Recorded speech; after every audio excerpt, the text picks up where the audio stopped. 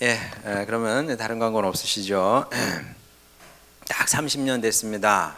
제가 신학교 입학한 지 30년이 됐는데 91년도에 입학을 했으니까 제 동기들이 야, 우리 이제 30주년인데 입학 우리 학교를 위해서 뭔가 해야 되지 않겠냐, 돈 좀 걷자 뭐 이래. 그래서 이제 학교에 장학금 내자 뭐 그런 얘기도 있는 것 같은데 모르겠습니다. 우리는 선교사님 후원해야 돼서 거기까지 갈 돈이 있는지 모르겠는데, 그래서 일단은 저는 모른 척하고 있습니다만은 어쨌든 30년 전에 목회자가 되려고 신학대학에 이제 입학을 했습니다. 그래서 신학을 공부하면서 뭐 교수님들, 그 다음에 설교하러 오시는 목사님들께 많이 들었던 말 중에 하나가 뭐냐면 여러분은 소명이 있습니까? 이런 질문을 참 많이 받았습니다.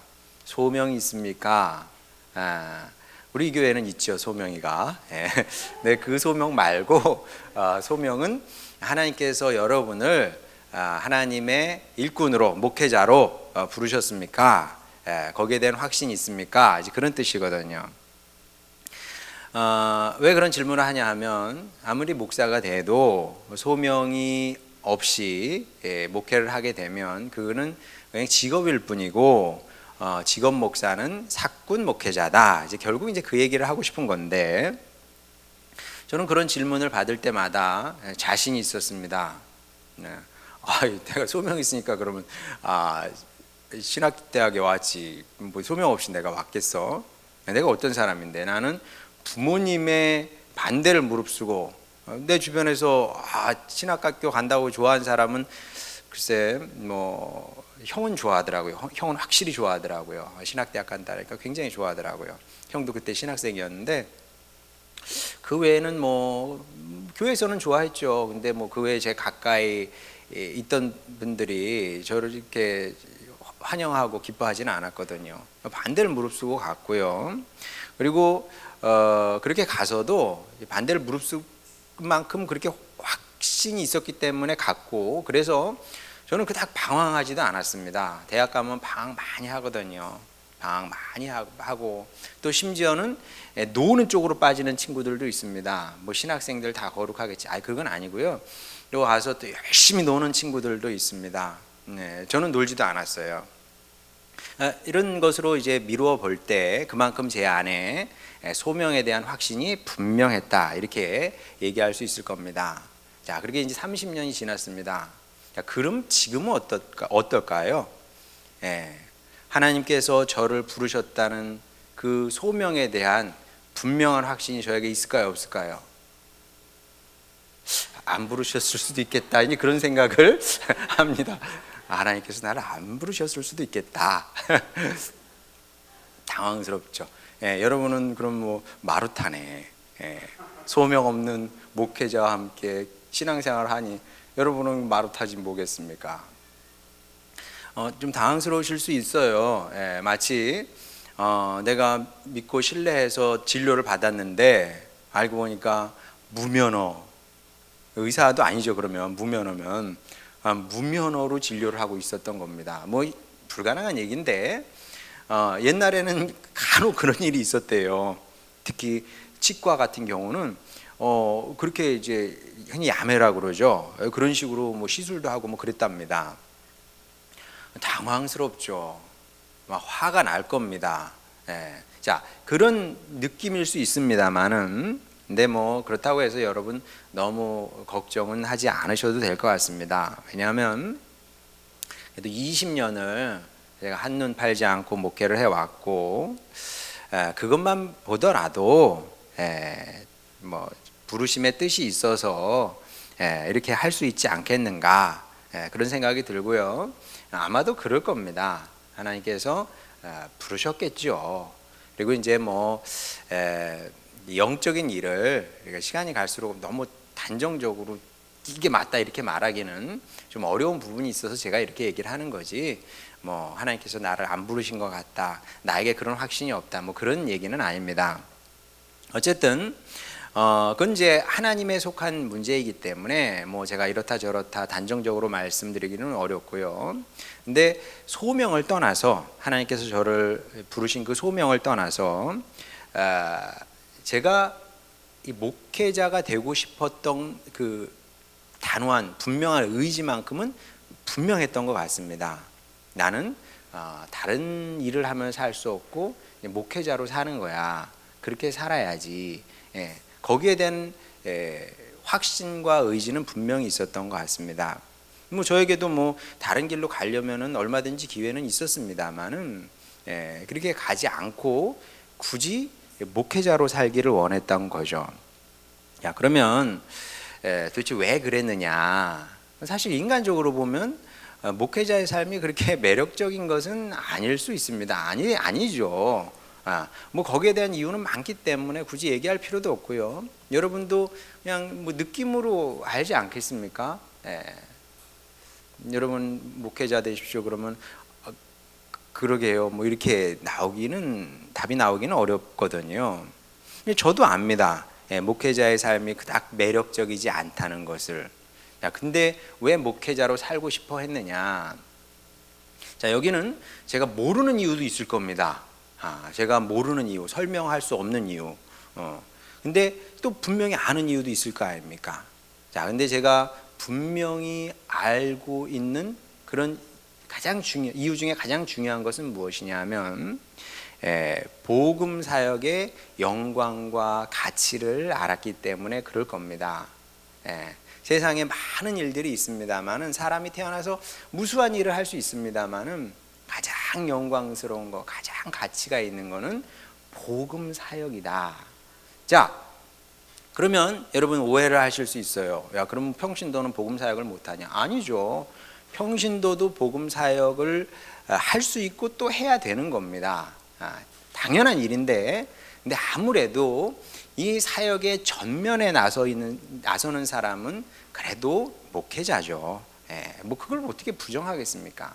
비유를 들자면 목회자는 영원한 목자장 되시는 예수님 바로 뒤편에 서서 길을 들고 이렇게 뒤따라가는 역할을 하는 겁니다. 자, 그러면 예수님의 양무리는 어떻게 돼요?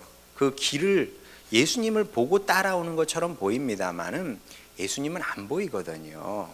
예수님은 안 보여요. 그러니까 여러분 너무 신앙 좋은 척하지 마세요. 나는 예수님을 믿는 사람이다. 뭐 나는 예수님만 내 인생의 선생님이야. 무슨 얘기인지는 알겠는데 자칫 교만해지는 수가 있습니다. 보이지 않는 예수님을 뭐 어떻게 보고 따라가게요? 그게 아니고 예수님 앞에 계시고요. 목회자가 딱 길을 들으면 기가 보이잖아요.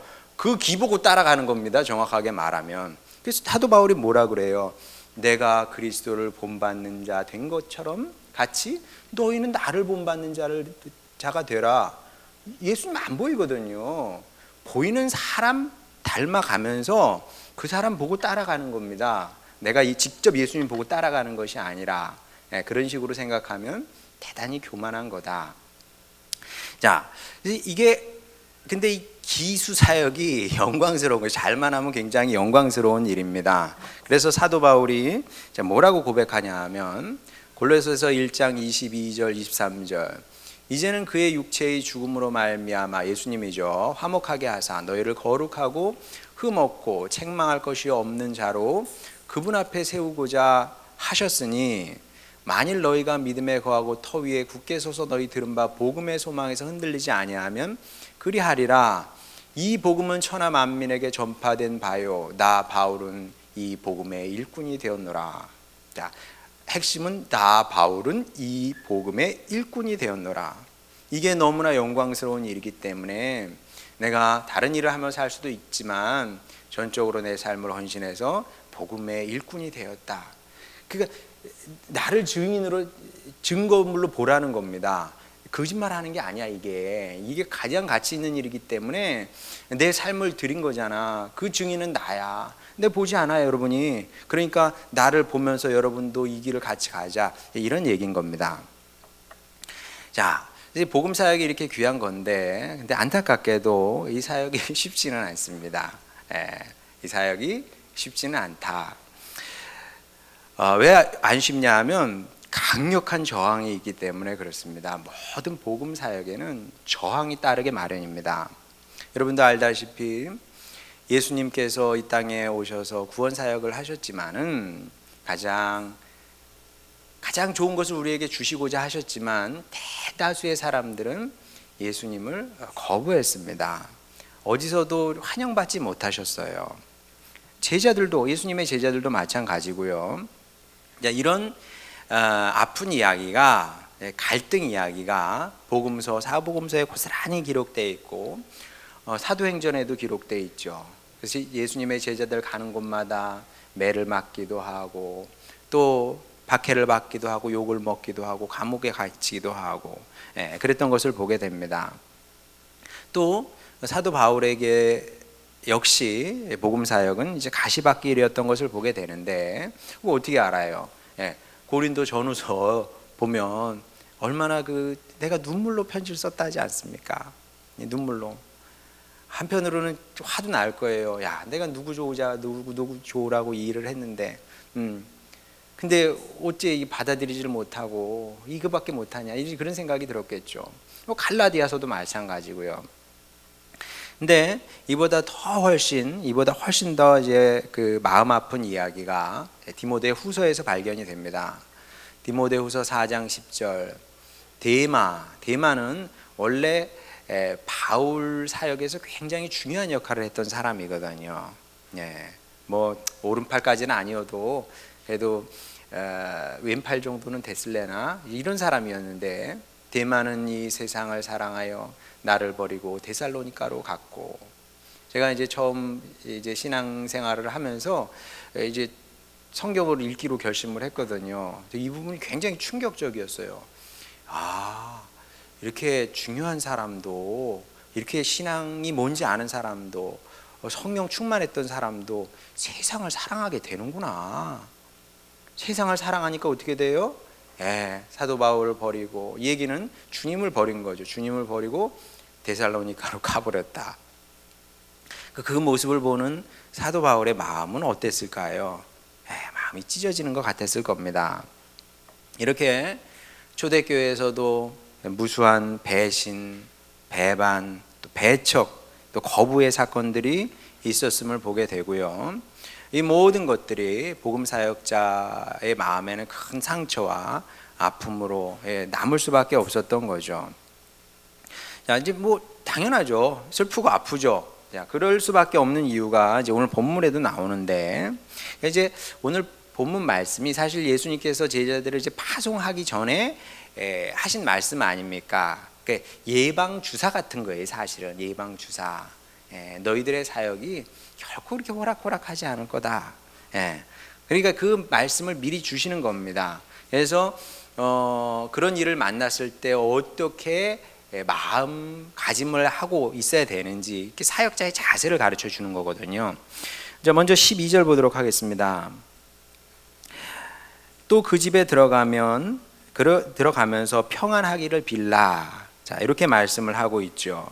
자, 이게 굉장히 중요한 말씀인데, 자, 하나님의 사역자의 가장 중요한 일 중에 하나는 뭐냐면 평안을 가져오는 사람입니다. 평안을 가져오는 사람.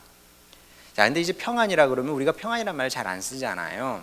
그래서 무슨 말인지 잘 이해가 잘 안 됩니다. 자, 평안을 다른 말로 하면 평화죠, 평화. 그러면 평화가 도대체 무슨 뜻이냐? 평화가 무슨 뜻입니까? 평화라고 물어보면 뭐 아무 문제 없는 상태가 평화죠. 일단 내 몸이 건강하고, 그리고 가정에 큰 문제가 없고, 자녀들도 뭐 내 기준에 따라 잘 자라고, 그리고 뭐 돈도 쓸 만큼 벌고, 뭐 이 정도 되면 평화라고 생각을 합니다만은, 근데 성경이 말씀하는 평화는 이것보다 의미 영역이 굉장히 크고 넓습니다. 어떤 의미냐면 사실은 이제 뭐 부족한 것이 없는 상태가 아니고요. 일단 하나님과 내가 화해를 이룬 상태를 의미합니다. 하나님과의 관계의 평화인 거죠. 그래서 하나님과의 관계가 평안하잖아요. 그러면은 그 다음 따라오는 것은 나와의 평화입니다. 사실 이 열등감, 이게 대단하게 큰 문제거든요. 현실 사회에서 열등감 이거 참 문제가 많습니다. 어린 아이들은 나는 왜 공부를 못하나, 나는 왜 뚱뚱할까? 나는 왜 못생겼을까? 내 몸은 왜 이렇게 키가 작을까? 뭐 등등부터 시작해서 또 어른이 되면 어른대로 열등감이 참 대단합니다. 뭐 20대는 학벌에 대한 열등감일 수도 있고요. 그 다음에 나이 먹으면 나는 왜 돈이 이거밖에 없나부터 시작해서 다양한 열등감의 문제가 있거든요. 나와 내 안에 평안이 없는 거죠. 평안이 없어. 내가 싫고 내 삶이 싫고 뭐 그런 겁니다. 근데 하나님과 평화를 이루잖아요. 그러면 내 안에 평화가 임하게 됩니다. 내가 나를 있는 그대로 받아들일 수 있고 사랑하게 되는 거죠. 그리고 더 나아가서 내 이웃과도 평화하게 되고 그 다음에 우리 사는 사회와도 평화를 이루게 되는 겁니다. 그래서 이게 화목을 이루게 되는 건데 이제 아주 총체적인 화목이죠. 화목을 이루게 되는 건데 이 화목을 이룬 사람은 웃을 수 있는 겁니다. 이게 이제 성경이 말씀하는 joy입니다. joy, delight 뭐 이런 게 아니고요. 뭐 delight는 뭐 이유가 있어야 돼요. 그게 기쁨이거든요. 와 선물 받아서 좋아, delight, glad 이런 것도 다 사실 큰 기쁨이긴 한데 뭐 우와 우리 아버지가 나에게 집을 한 채 사줬네. 글래드 하겠죠. 근데 성경이 말씀하는 기쁨은 그런 거 아니고요. 조이인데 조이는 어떻게 설명할 수 없는 전혀 다른 차원의 이게 물질적인 이런 차원이 아니고요. 저 속에서 이렇게 나오는 기쁨입니다. 그래서 예수님께서 내 안에 있는 기쁨을 너희에게 준다 할 때 말씀하는 그 기쁨이 조이예요. 뭐 주님이 무슨 집을 가지셨던 거 아니고요. 뭐 또 대단한 업적을 이루신 것도 아닌데 그분 안에 기쁨이 있었거든요. 그 기쁨이 있고 또 기쁨이 있기 때문에 웃을 수 있는 거죠. 하나님을 향해서도 웃을 수 있고 아버지 감사해요. 아버지 참 좋습니다. 이렇게 웃을 수 있고 나를 보면서도 부족하죠. 여전히 부족하고 마음에 안 드는 것도 많이 있지만 그래도 하나님께서 나를 사랑해 주셨고 있는 이 모습 이대로 받는 거죠. 그래도 또 부족한 건 고쳐가면서 웃을 수 있는 것이고 이웃을 보면서도 마찬가지고요. 또 세상을 보면서 사회를 보면서도 웃을 수 있는 겁니다. 더러운 세상 이게 아니고요. 더럽죠. 더러운 건 더러운 건데 그래도 다른 것을 볼 수 있는 거죠. 하나님께서 나에게 이 나라 이 땅에서 태어나게 하시고 또 일터를 주시고 또 뭐 부족한 게 있으니까 내가 일할 게 있는 거거든요. 기도할 수 있는 것도 있고요. 그래서 이런 사람은 사랑할 수도 있게 되는 겁니다. 화해됐기 때문에 평안이 있기 때문에 화해를 이루었기 때문에 사랑하게도 되는 거죠. 자, 이것이 복음의 사람 또 성령의 사람의 중요한 특징입니다. 이제 평화를 이룬 거죠. 평화를 이룬 거. 그리고 하나님의 사역자들은 이 비밀을 알기 때문에 이게 얼마나 좋은지 알기 때문에 복음을 전하려고 애를 쓰는 겁니다. 하나님을 전하려고 그러고 하나님의 말씀을 전하려고 저도 얼마나 애를 씁니까? 여러분이 알지 못하는 차원에서 저도 열심히 노력을 하거든요. 왜냐하면 이게 가장 귀하기 때문에 사람들이 이걸 잘 몰라요. 그래서 사람들은 자꾸 엉뚱한 걸 가지고 얘기하지 않습니까? 내 집이 없다고 한탄을 해요. 그래 이해됩니다. 아유 정말 요즘 뭐 집값이 많이 오르잖아요. 뭐 천안 서북구도 집값이 막 오르고 뭐 전세금도 지금 막 엄청나게 뛰고 있어요. 이해되죠. 이런 시대에 자기 집이 없다는 것은 슬픈 일일 겁니다. 자 그렇지만 하나님의 사역자가 볼 때 그것과는 비교될 수 없을 만큼 큰 문제는 뭐냐면 사람이 복음 없이 그리고 복음을 우습게 여기면서 사는 겁니다. 참 안타까운 일이죠. 안타까운 일이고 슬픈 일인데 그래서 이제 이게 너무나 안타깝기 때문에 이 복음을 전하려고 하는 겁니다. 인생의 최고의 선물을 전하고 선사하려고 하는 거죠. 근데 이제 안타깝게도 사람들이 이 좋은 선물을 안 받으려고 얼마나 저항하는지 모르겠어요. 구원받지 않으려고 정말 발버둥을 칩니다. 자, 그러니까 예나 지금이나 하나님의 모든 사역자들은 슬프고 아프죠. 그러니까 진짜 하나님의 사람은 조의만 있는 것이 아니라, 마음속에 조의만, 기쁨만 있는 것이 아니라 또 다른 한켠에는 큰 슬픔과 아픔이 같이 공존하게 되는 겁니다. 굉장히 독특한 삶인 거죠. 정말 그래요. 기쁘죠. 기쁘지만 또 슬픕니다. 슬프고 기쁘고. 그걸 어떻게 설명을 해야 되나? 하여간 그래요. 이 모든 하나님의 백성들이, 하나님의 일꾼들이 다 그랬습니다.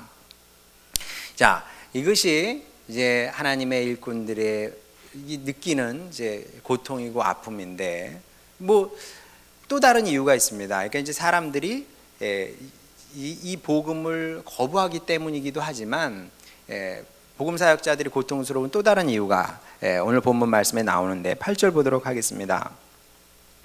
병든 자를 고치며 죽은 자를 살리며 나병 환자를 깨끗하게 하며 귀신을 쫓아내되 너희가 거저받았으니 거저주라. 자, 핵심 뭐냐 하면 너희가 거저받았으니 거저주라. 야, 거저받았잖아요. 제가 뭐 꽤 괜찮은 사람이고 큰 일을 해가지고 주님으로부터 생명을 얻었고 미래에 대한 소망을 받게 됐습니까? 그게 아니고 원래 세상에서 가장 귀한 거는 거저받는 겁니다.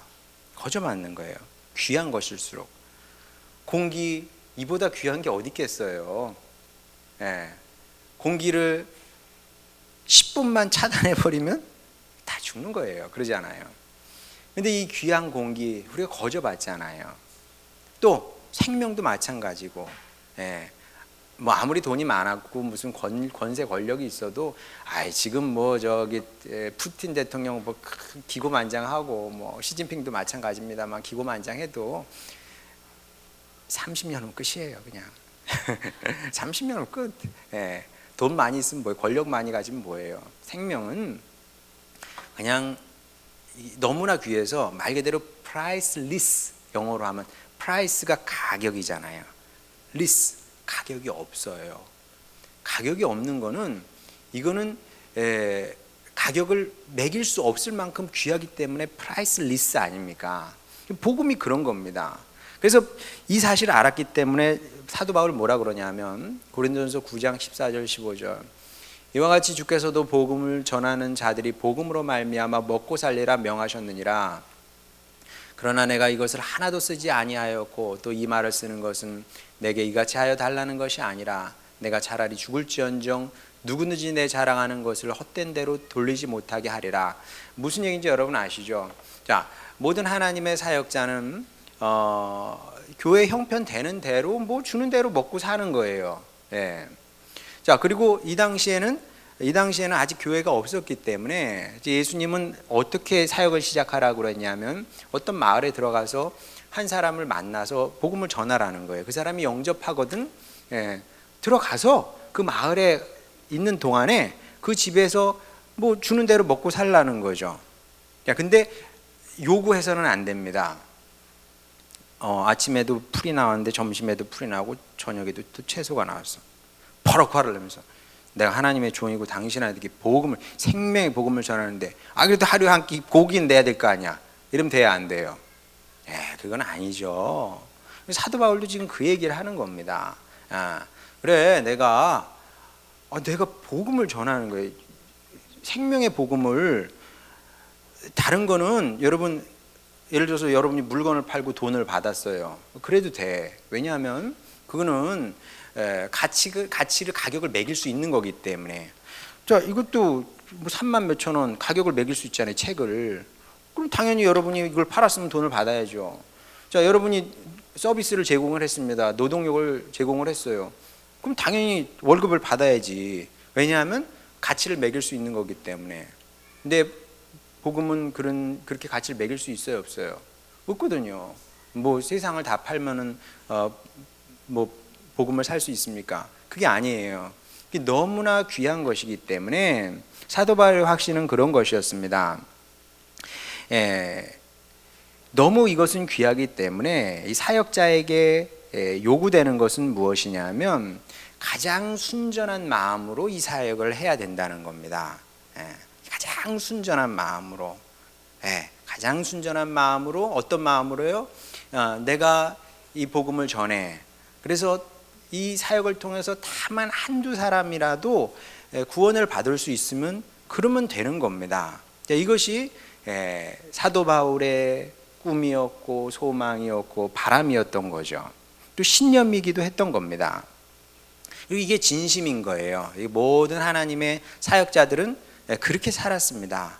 사도들도 그렇게 살았고 사도 바울도 그렇게 살았고, 그리고 초대교회 이후의 모든 하나님의 사역자들은 다 그렇게 살았던 거죠. 물론 저도 그렇게 살기를 원하긴 하는데 제가 얼마나 그렇게 잘하고 있는지는 잘 모르겠습니다만은, 어쨌든 저도 집사람하고 자주 그런 얘기를 합니다. 우리는 욕심내지 말고 뭘 기대하지도 말고, 그리고 오히려 할 수 있으면은 됐다고 할 수 있는 그런 사역자로 살았으면 좋겠다. 그래서 우리의 바람은 끝이 좋은 겁니다. 그 목회자 김성열, 민지영 말은 그럴듯하게 했는데 결국 자기 욕심 챙기고자 했던 거네. 이러고 싶지는 않은 거죠. 물론 이제 그 기준이라는 것이 어디에 있는지는 제가 알 길이 없으나 어쨌든 할 수 있는 만큼 그렇게 하려고 이제 애를 쓰는 건데, 근데 하여간 성경이든 우리가 아는 정말 모범적인 사역자들은 다 그렇게 살았던 것을 보게 되고요. 근데 문제는 뭐냐 하면은 이게 사역자의 진심인데 이런 진심이 자주 짓밟힌다는 거죠. 자주 짓밟힙니다. 이게 어제 오늘 일이 아닌데 14절 보도록 하겠습니다. 누구든지 너희를 영접하지도 아니하고 너희 말을 듣지도 아니하거든 그 집이나 성에서 나가 너희 발의 먼지를 떨어버리라. 예수님께서 미리 예방주사를 주시는 거라 그랬죠. 그리고 실제로 이런 일들이 일어났던 것을 보게 됩니다. 아브라함 이래 하나님의 사역자들이 존중받고 환영받았던 시대는 사실 없었다고 봐야 됩니다. 그리고 과거에 그랬기 때문에 앞으로도 이제 없겠죠. 그래서 실제로 복음 사역을 하다 보면 무시를 당하거나 업신여김을 당하는 거, 그건 일도 아니고요. 요즘 저도 마찬가지입니다. 무시 당하죠. 제가 대통령입니까? 무슨 무시 당하고 업신여김을 당해도 이제는 그러려니 해요. 아유 주님도 업신여김을 당했는데 나까지 거야 기꺼이 그런 일들 얼마든지 일어날 수 있고요. 또 오해, 오해는 또 얼마나 많은지, 오해도 참 많이 받고요. 그리고 이제 무슨 뿐만 아니라 한쪽으로 듣고 한쪽으로 흘리는 거, 이런 것들은 비일비재한 일이고요. 또 때로 배신도 당하고 그런 겁니다. 그러면 힘 빠지죠. 누구나 다 힘 빠집니다. 그리고 그런 상황에서 힘이 나는 사람이 어디 있겠습니까? 힘이 빠지는데, 그런 때 절대 낙심하지 말라고 이 격려의 말씀을 준 겁니다. 저도 그렇고 여러분도 그렇고 주님의 일을 하다 보면 힘 빠지는 일 참 많습니다. 기도하면 뭐해? 내가 너를 위해서 기도하지만 기도하면 뭐하냐고. 돌아오는 거는 그건데, 좋지 않은 건데. 내가 너를 위해서 힘쓰고 애쓰면 뭐해? 돌아오는 건 아무것도 아닌데. 여러분도 경험하는 거 아니겠습니까? 그런 때 절대 낙심하지 말라고 이제 이 말씀을 주신 거죠. 왜냐하면 이 하나님의 구원 역사에서 제일 많이 실패하신 분이 누군지 알아요? 1등 하나님, 2등 예수님. 예수님은 살아생전에 단 한 명도 바꾸질 못하셨어요. 예수님의 12제자 보세요. 끝까지 안 바뀌었잖아요. 끝까지. 얼마나 위로가 되는 말씀인지 모릅니다. 안 돼. 하나님은 여러분 구약 성경 한번 읽어보세요. 된 게 하나도 없어요. 된 게 하나도 없어. 도대체 뭐가 됐냐고요. 뭐가 됐어? 아무것도 안 됐어. 그래서 하나님께서 너무 실패를 많이 해가지고 아마 사람 같으면은 진짜 우울증 걸릴 거예요. 우울증. 나는 왜 되는 게 없냐. 나쁜 걸 하는 것도 아닌데 되는 게 한 개도 없네. 하나님 되는 게 없거든요. 그래서 구약 시대가 끝나고 대략 한 500년 동안 고민을 하셨습니다. 내가 도대체 뭘 더 해야 되냐. 500년 동안 고민을 하셨어요. 이걸 한번 해볼까? 지우고 다시 아니야 이거를 해볼까? 지우고. 그래서 마지막 결정이 무엇이냐면 이것도 안 되고 저것도 안 돼. 그래서 이제 마지막으로 독생자 예수님을 이 땅에 보내신 겁니다. 그러면 이제 되겠지. 보내셨던데 어떻게 돼요? 사람들이 예수님을 잡아서 십자가에 달아 죽여버렸어요. 자, 이것보다 개탄스러운 일이 어디 있습니까? 이것보다 화가 나는 일이 어디 있겠어요? 이것보다 절망스럽고 좌절스러운 일이 어디 있겠습니까?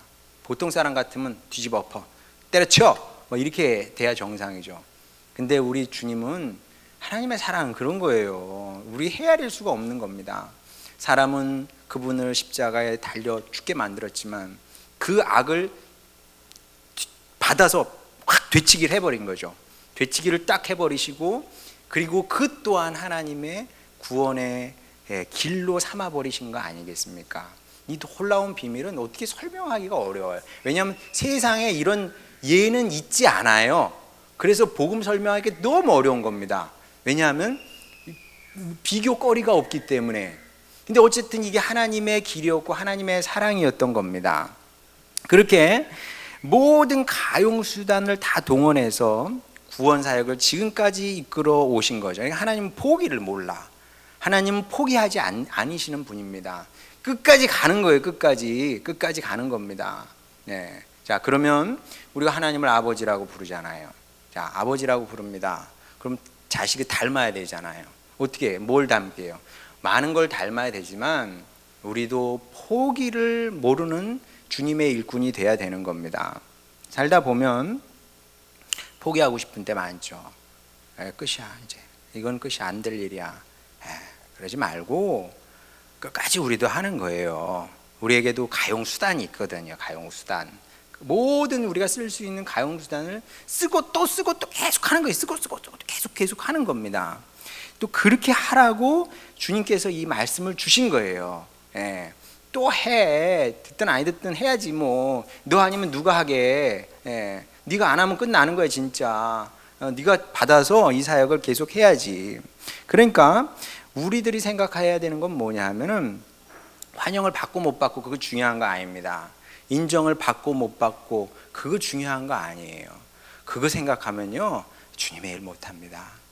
내가 환영받고 싶어, 그거 생각하면 주님의 일 못해요. 내가 이거 하면 뭘 얻나, 사람한테 뭘 얻으려고 뭐 하는 거 아니잖아요. 제가 뭐 여러분에게 뭘 얻으려고 이 사역을 하겠습니까? 제가 뭐 교회 이렇게 잘 되면 나중에 뭐라도 근사한 게 제가 받으려고 이 사역을 하겠습니까? 그런 거 아니거든요. 우리는 그게 아니라 하나님께서 우리에게 맡기신 영광스러운 복음 사역만 생각하면 되는 겁니다. 저는 제 자리에서, 저는 여러분의 자리에서 그 사역을 감당을 하는 거죠. 함께 일하는 겁니다. 저는 꿋꿋하게 비가 오나 바람이 부나 이 길을 들고 가자! 진군 앞으로! 하는 것이고요. 여러분은 또 여러분대로 자꾸 보지 말고, 뭐 이렇게 보는지 모르겠어.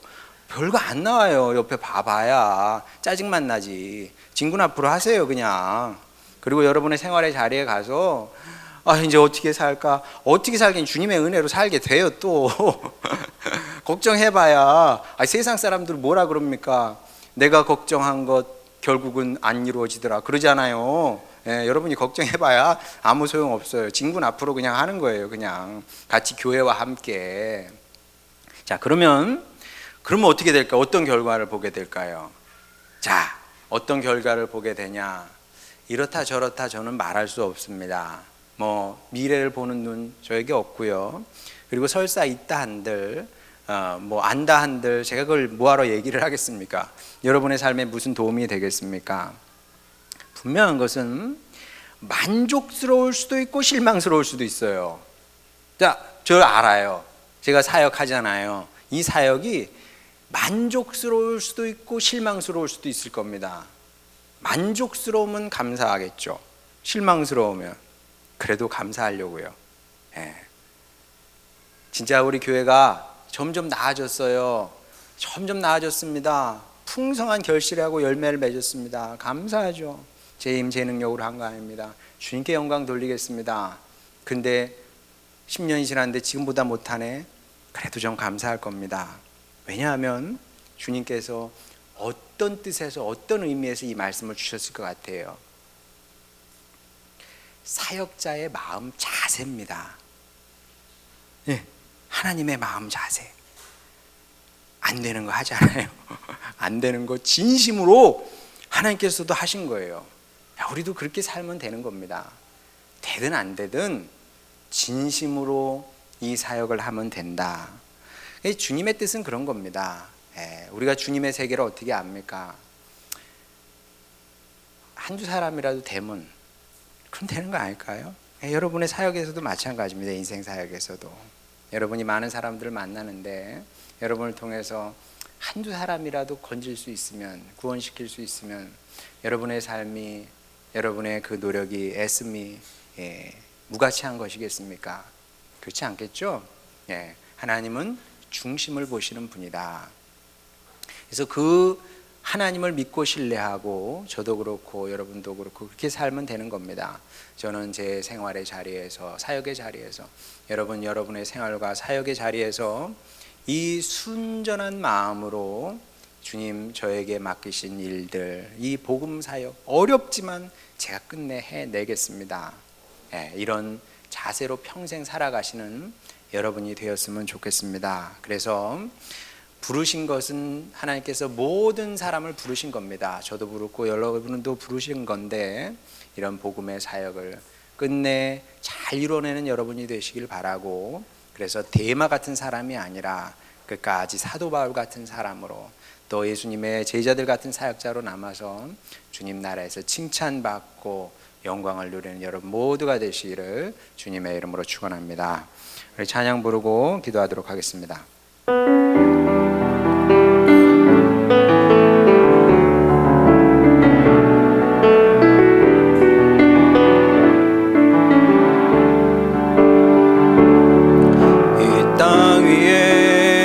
하나님의 교회 부르심을 따라 일어나 거칠은 광야 외치는 소리로 거듭거듭 피어나라. 성령이여 이 세대를 향해 진리를 선포케 하소서. 십자가에서 죽으신 그 사랑 우리 사랑 되게 하소서. 닫힌 문들아 열릴지어다. 모든 세대여 일어나라. 주 예수께 무릎 꿇고 경배드리세. 죽음 이기신 평화의 왕 성령이여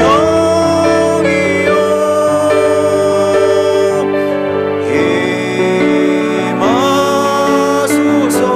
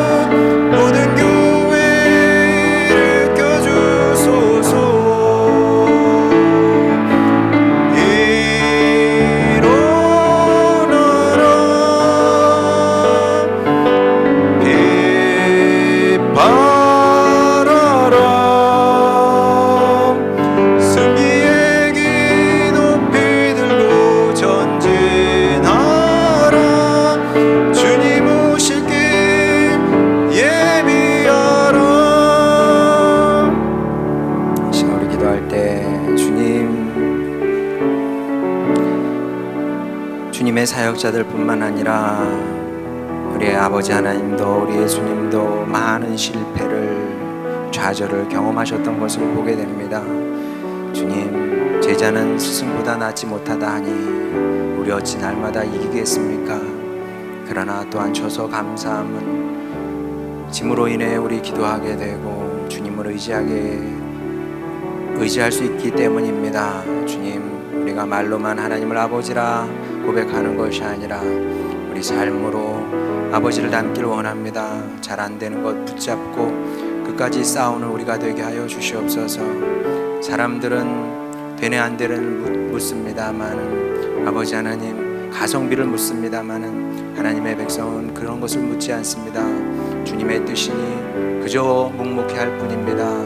얻는 것이 있든 없든, 환영을 받든 못 받든, 인정을 받든 받지 못하든 우리 순전한 마음으로 정말 말 그대로 가치를 매길 수 없는 귀한 가치를 위해 우리 살고 있으니 아버지 끝내 이 길을 걷게 하여 주시고, 그렇게 주님 앞에 섰을 때 잘했다 칭찬받는 주님의 일꾼이 되기를 원합니다.